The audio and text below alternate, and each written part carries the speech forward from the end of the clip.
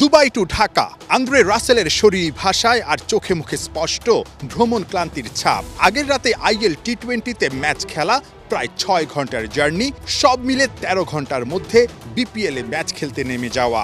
Andre রাসেলের জন্য কাজটা একদমই সহজ ছিল না। ব্যাট হাতে মাত্র 4 রান, 44 স্ট্রাইক রেটে, বল হাতে 14 রান দিয়েছেন 1 ওভারে।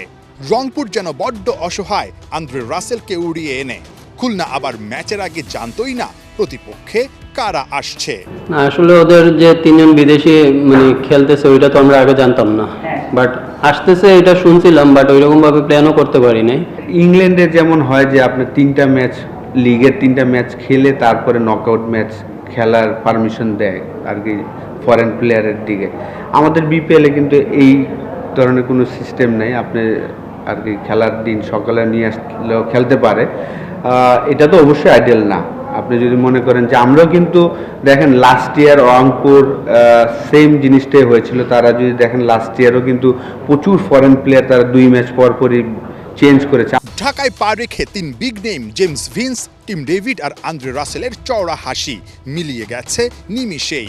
প্রায় কোটি টাকা খরচ করা 3 ক্রিকেটার গুরুত্বপূর্ণ ম্যাচে রংপুর রাইডার্সকে দিয়েছেন মোটে 12 রান। রান প্রতি খরচা প্রায় 8 লাখ টাকা।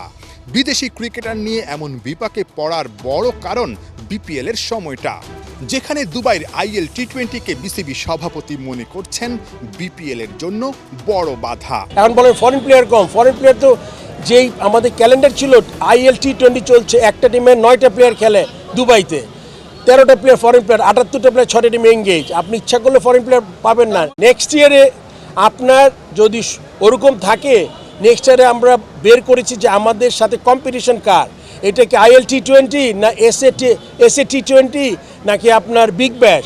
আমাদের সবচেয়ে বড় কম্পিটিশন আইএল টি-20 যেটা দুবাইতে হয়, ওইটার সাথে আমরা ক্ল্যাশ করতে পারবো না। তাইলে আপনার ফরেন প্লেয়ার দেখবেন আমাদের ওদের থেকে অনেক বেটার হবে। বিপিএল যখন হয় অলমোস্ট দেখা যায় যে 3-4টা টুর্নামেন্ট চলতে থাকে।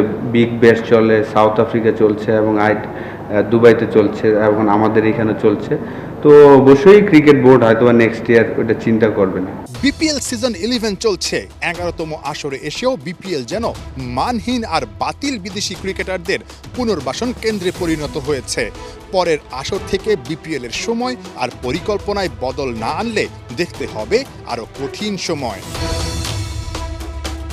নাহিয়ান বিন জাসিম, 71।